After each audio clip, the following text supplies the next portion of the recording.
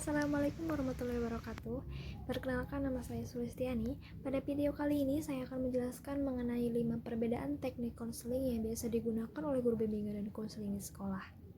Nah, kelima pendekatan teknik konseling ini memiliki tujuan yang sama, yaitu untuk membantu siswa mengentaskan permasalahan yang ada pada dirinya. Untuk mengetahui kelima teknik pendekatan konseling individual tersebut, mari kita simak video ini selama beberapa menit ke depan. Selamat menonton. Jadi untuk poin yang pertama yaitu ada konseling behavior atau pendekatan konseling behavior yang mengacu pada perilaku seorang.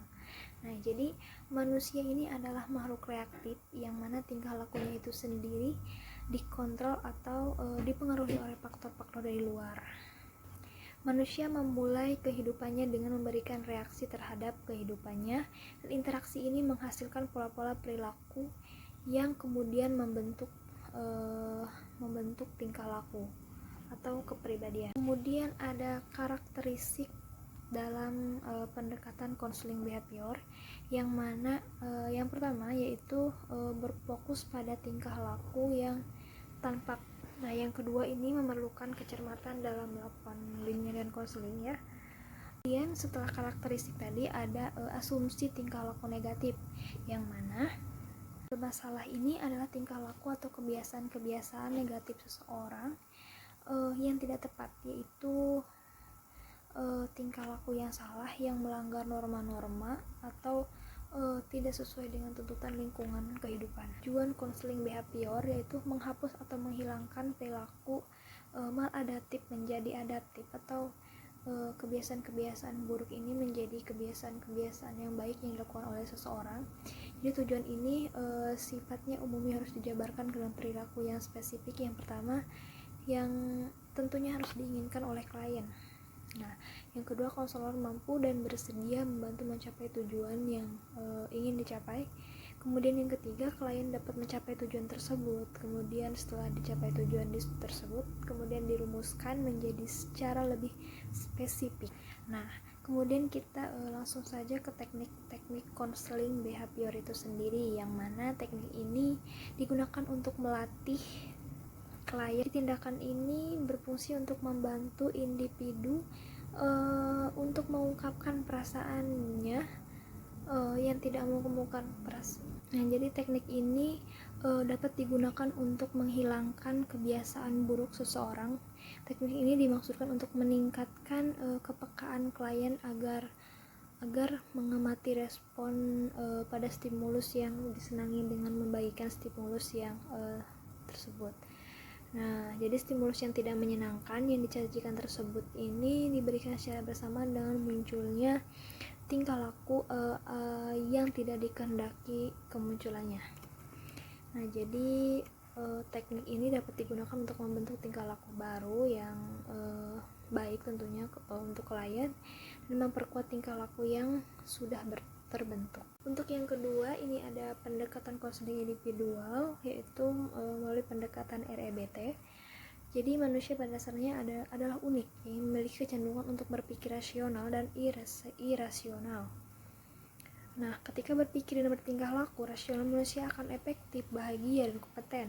Nah, ketika berpikir dan bertingkah laku irasional, individu itu menjadi tidak efektif. Jadi reaksi emosional seseorang ini sebagian besar disebabkan oleh evaluasi, interpretasi, dan filosofi dan disertai maupun tidak disadari. Nah, jadi hambatan psikologis atau emosional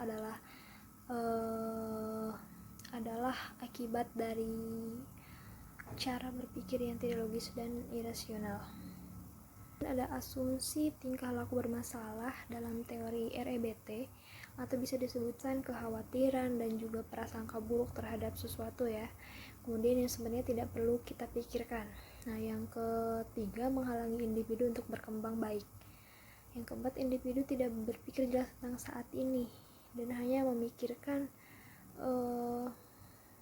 yang memungkinkan individu ini berpikir memiliki pemikiran seperti yang orang lain pikirkan. Jadi intinya itu tidak memiliki pemikiran sendiri. Adaptif dan juga positif. menghilangkan gangguan-gangguan emosional yang dapat merusak pikirannya menjadi negatif, was-was, rasa marah, takut, rasa bersalah, rasa berdosa, rasa cemas, dan semua hal yang mengganggu kepada dirinya.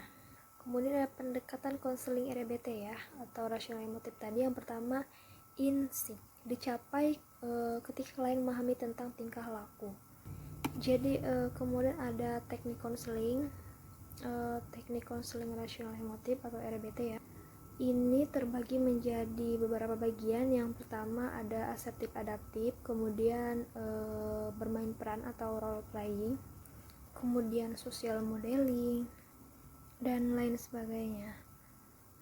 Kemudian yang ketiga ada pendekatan Gestalt atau teori Gestalt. Jadi pendekatan ini memiliki pandangan bahwa manusia dalam kehidupannya ini memiliki atau selalu aktif sebagai suatu keseluruhan, satu kesatuan yang menyeluruh.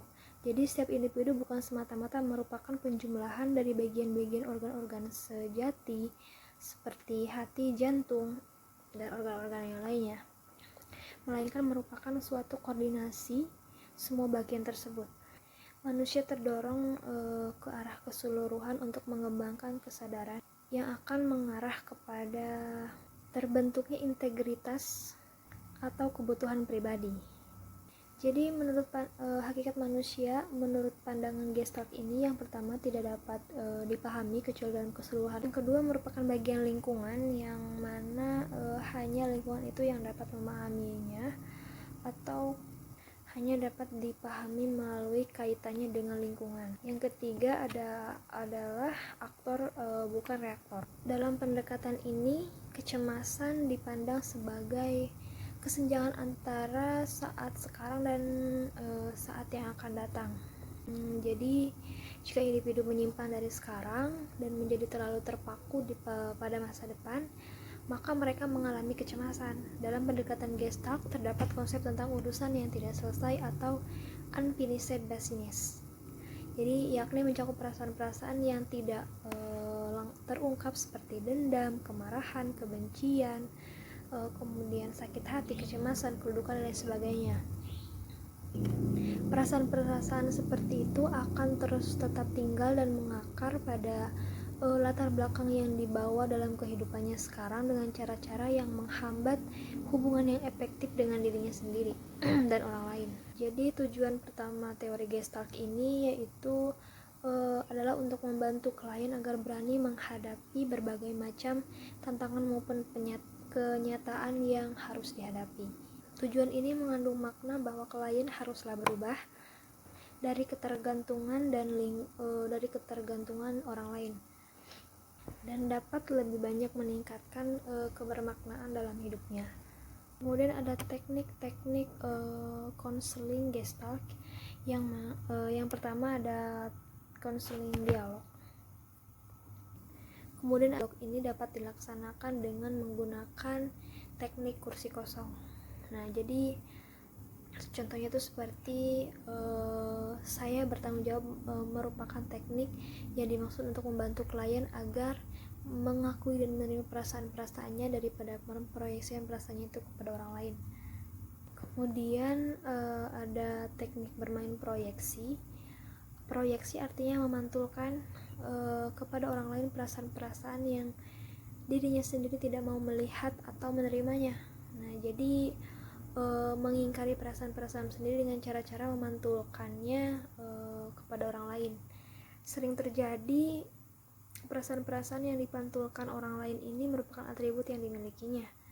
Dalam teknik bermain proyeksi ini, konselor meminta kepada klien untuk mencoba atau melakukan hal-hal yang diproyeksikan kepada orang lain. Jadi teknik proyeksi ini adalah pemantulan perasaan yang tidak disukainya. Kemudian ada teknik pengembalian. Jadi teknik pengembalian ini adalah gejala-gejala dan tingkah laku tertentu yang sering kali memprestasikan pengembalian diri sendiri dengan dorongan-dorongan yang mendasarinya. Dalam teknik ini, konselor meminta klien untuk memainkan peran yang berlebih, yang berkebalikan, dan dengan perasaan-perasaan yang dikeluhkan. Kemudian yang keempat ada pendekatan realis. Jadi terapi realis ini merupakan suatu bentuk hubungan pertolongan yang praktis, relatif sederhana dalam bentuk bantuan kepada klien yang dapat diterima atau yang dapat diterapkan oleh guru atau konselor, yang dapat diterima atau diterapkan oleh guru BK atau konselor di sekolah dalam rangka mengembangkan atau membina kepribadian atau kesehatan klien. Jadi terapi realis ini lebih mementingkan masa kini, maka dalam pemberian bantuan realis ini konselor tidak melacak lebih jauh tentang permasalahan atau masa lalu yang dialami oleh klien, sehingga yang paling dipentingkan adalah bagaimana klien memperoleh kesuksesan pada masa yang akan datang. Kemudian ada teknik-teknik dalam melangsungkan konseling. Yang pertama ada teknik role playing atau bermain peran. Kemudian yang kedua menggunakan humor yang mendorong kepada suasana yang segar dan rileks. Kemudian membuat model-model penerapan role playing ini, membuat model-model peranan terapis sebagai guru yang lebih bersifat mendidik. Kemudian ikut terlibat dalam mencari kehidupan yang lebih efektif. Yang kelima ada konseling client center. Nah, jadi manusia adalah makhluk sosial atau makhluk individu yang mandiri, yang bisa menentukan sendiri apa yang akan ia kerjakan dan apa yang tidak ingin ia kerjakan, dan bebas untuk menjadi apa yang dia inginkan. Nah, jadi setiap orang ini memiliki tanggung jawab atas segala yang akan menjadi tindakannya. Kemudian ada tujuan konseling. Tujuan konselingnya adalah yang pertama mengoptimalkan kesadaran individu akan kesadarannya dan menerima diri sendiri apa adanya.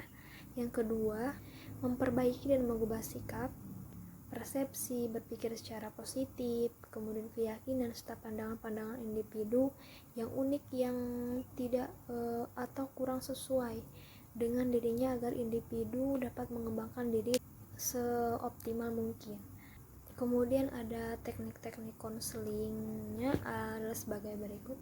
Yang pertama ada acceptance atau penerimaan, kemudian yang kedua ada rasa hormat, yang ketiga ada pemahaman, yang keempat adalah menenteramkan hati, yang selanjutnya ada memberi dorongan, kemudian memantulkan pernyataan dan perasaan. Nah, jadi itu adalah kelima teknik konseling atau pendekatan konseling individual dari berbagai pendekatan, tetapi memiliki tujuan yang sama, yaitu untuk membantu individu mengentaskan permasalahan yang dialaminya. Terima kasih, semoga video ini bermanfaat, semoga sukses, dan assalamualaikum warahmatullahi wabarakatuh.